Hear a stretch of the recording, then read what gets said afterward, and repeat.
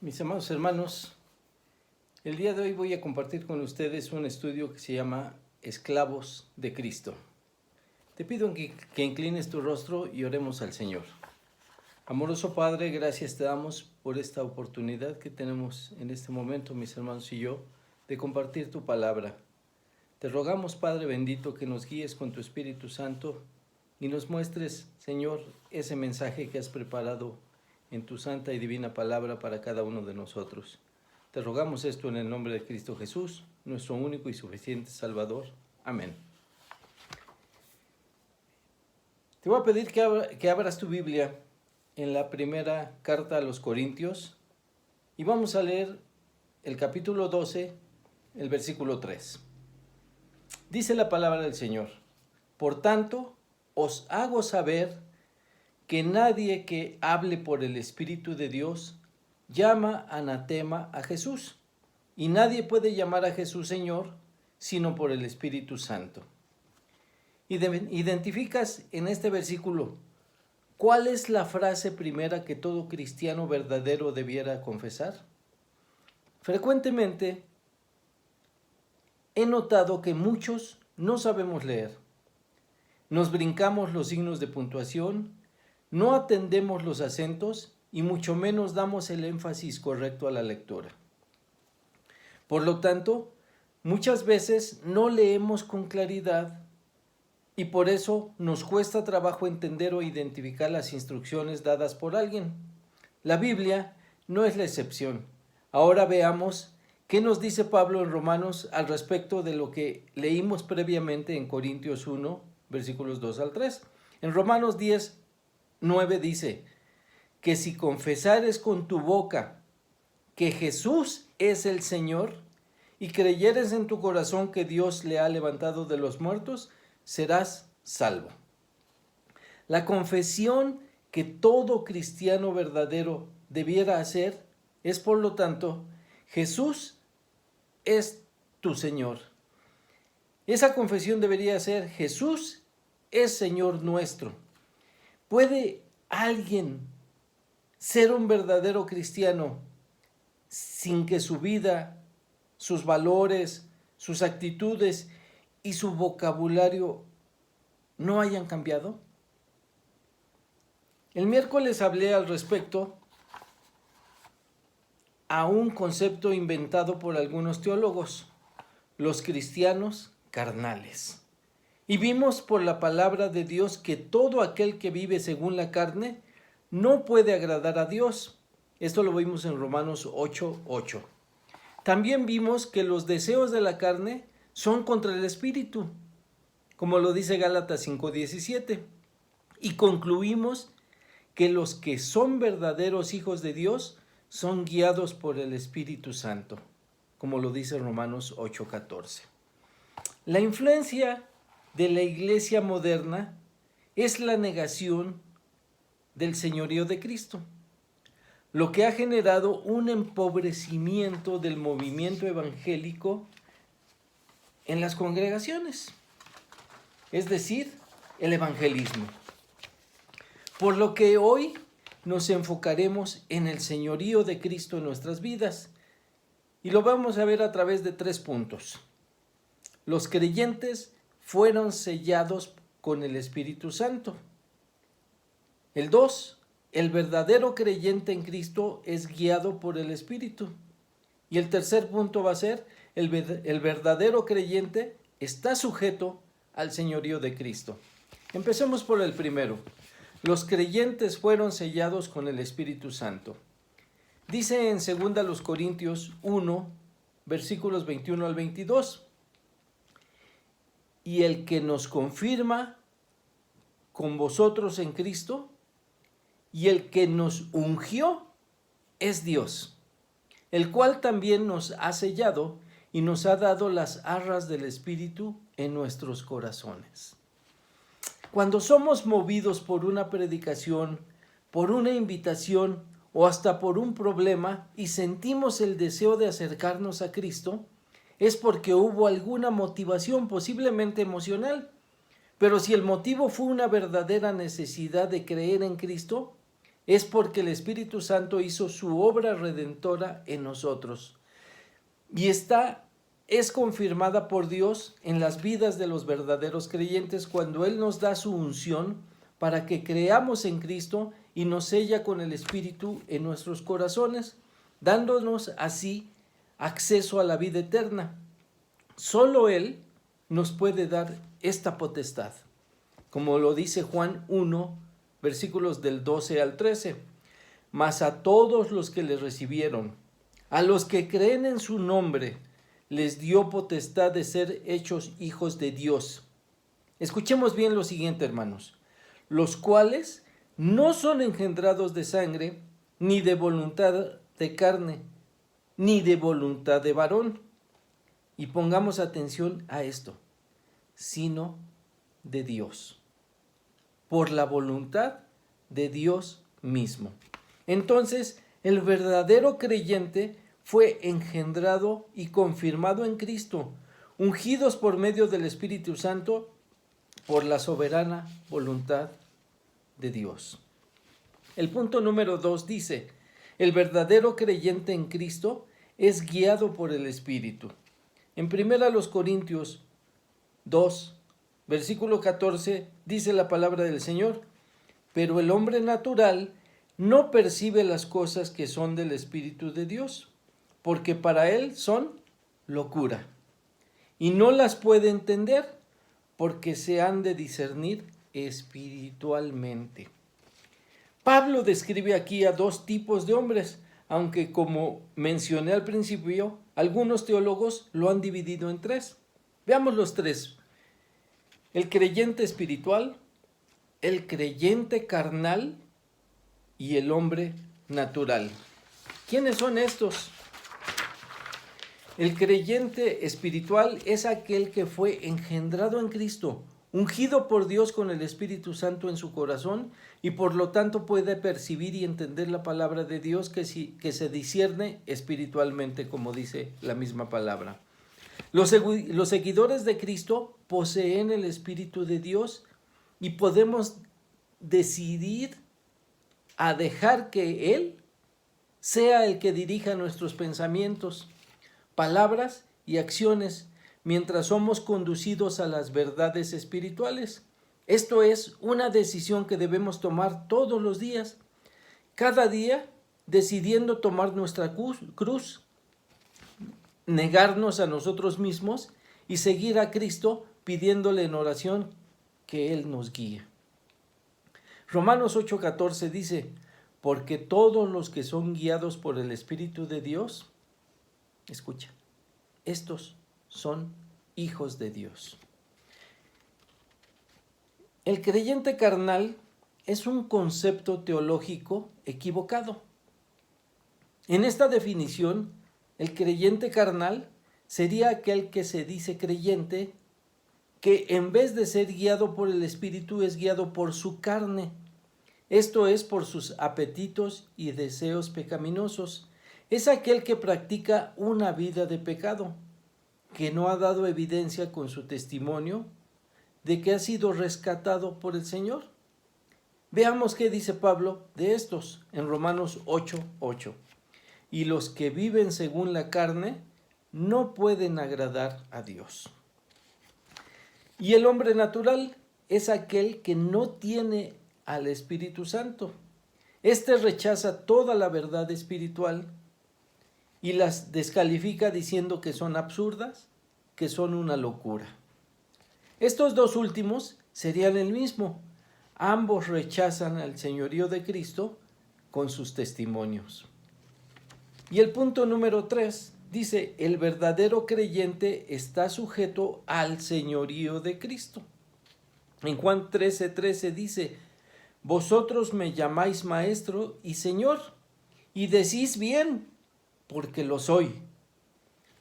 Las palabras griegas utilizadas en estos versículos, curios y déspotes, se utilizan con más frecuencia en el Nuevo Testamento, se refieren a alguien que tiene el poder y el derecho incuestionable de dar órdenes a otros. Y la otra significa un gobernante con poder absoluto sobre sus súbditos. Ambas palabras se utilizan en el Nuevo Testamento para referirse a Cristo como Señor, y ambas son poderosas y forman parte de una relación de señorío ante otro, que originalmente significa esclavo, y que cada vez que hay un señor es necesario que exista un esclavo. ¿Qué debe hacer un esclavo a la voz de su señor? ¿Puede cuestionarlo? ¿Puede alegarle? ¿Puede desobedecerlo? Claro que no. Pero al no considerarnos esclavos del Señor, hacemos esto. Y aún más. Como dice en Lucas 6:46, ¿por qué me llamáis Señor, Señor, y no hacéis lo que yo digo? La palabra doulos, que significa esclavo, aparece más de 130 veces en el Nuevo Testamento. En 1 Corintios 7:22 es utilizada y dice, porque el que en el Señor fue llamado siendo esclavo, liberto es del Señor. Asimismo, el que fue llamado siendo libre, esclavo es de Cristo.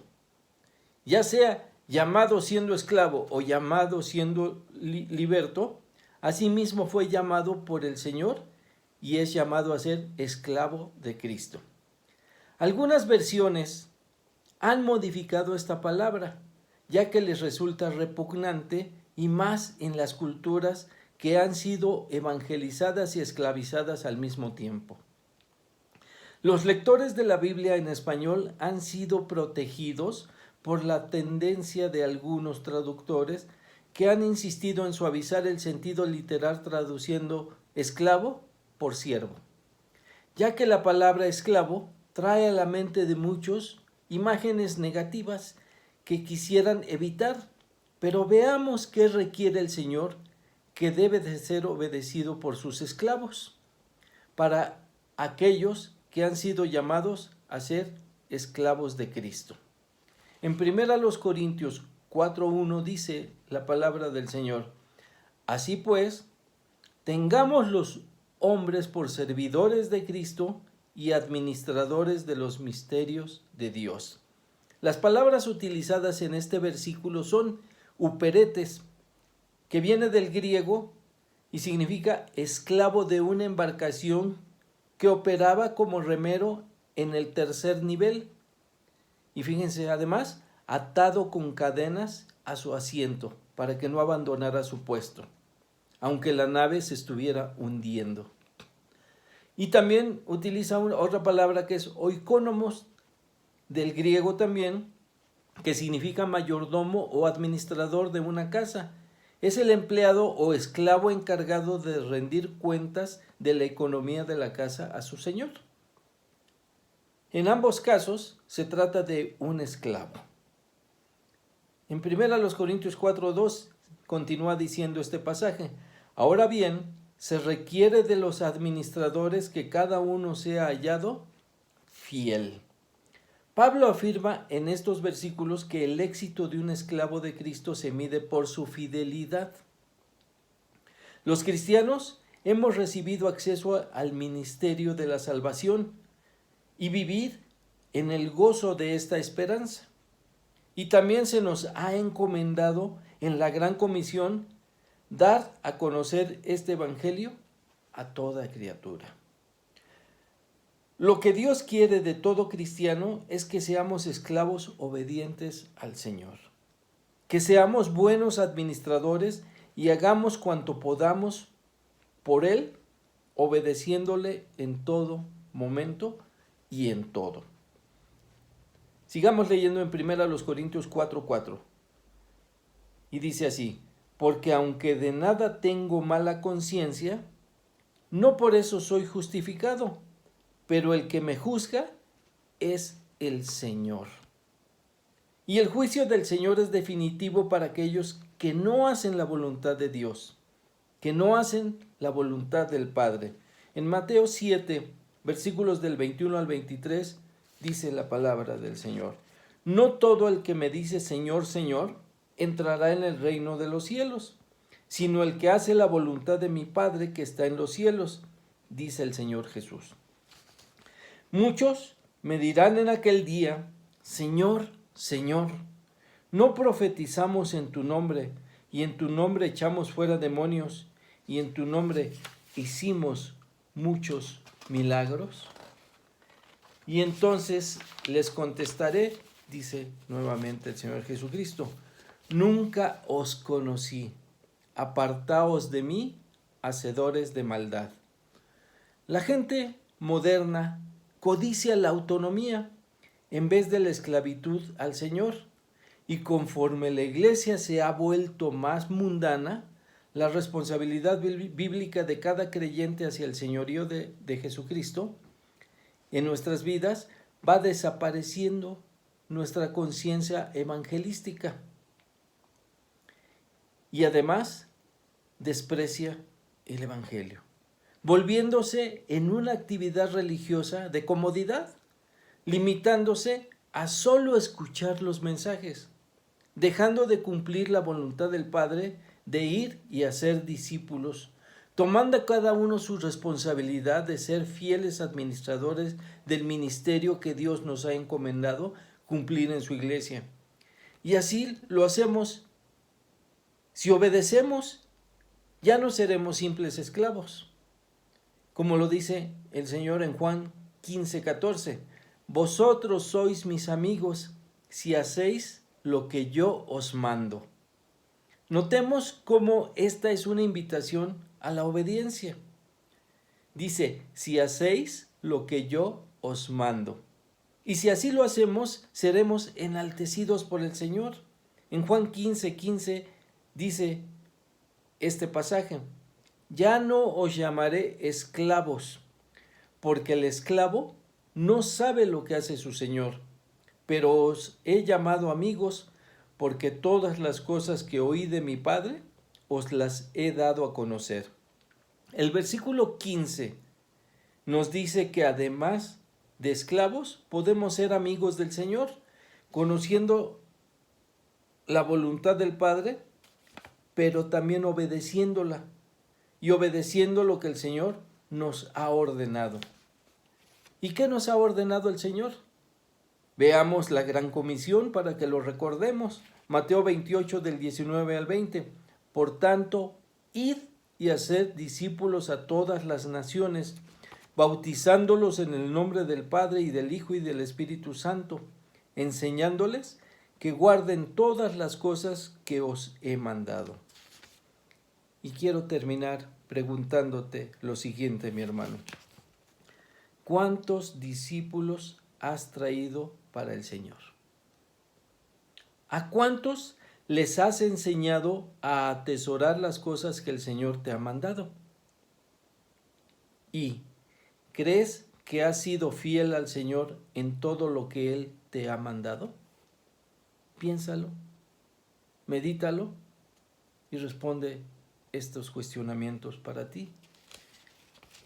Y si tú no has aceptado aún a Cristo Jesús como tu Señor y Salvador, pídele en oración que Él toque tu corazón, que Dios unja tu corazón con el Espíritu Santo, para que pronto puedas declarar que Cristo es tu Señor, que Cristo es tu Salvador. Reconócete pecador y arrepiéntete de esto, porque este es el Evangelio, que nos arrepintamos de nuestros pecados, que reconozcamos que somos pecadores, que reconozcamos que Cristo murió por nosotros en la cruz, pero que aceptemos no solo su salvación, sino también su señorío, y le obedezcamos en todo, para que le podamos decir, Señor, Señor. Inclina tu rostro y oremos al Señor. Amoroso Padre, gracias te damos porque pudimos escuchar este mensaje, porque podemos escudriñar tu palabra. Y Señor, te rogamos que nos guíes con tu Espíritu Santo y toques los corazones de aquellos a los que les hemos de predicar esta palabra, a los que les habremos de llevar tu mensaje, Señor, en obediencia a ti. haciendo discípulos, predicándoles y enseñándoles, Padre bendito, lo que tú nos has ordenado. Que les bauticemos en el nombre del Padre, del Hijo y del Espíritu Santo, y que les enseñemos a guardar tu palabra, para que, Señor, pronto puedan también ser tocados por tu Espíritu Santo, para que sean salvos. Te rogamos esto en el nombre de Cristo Jesús. Amén.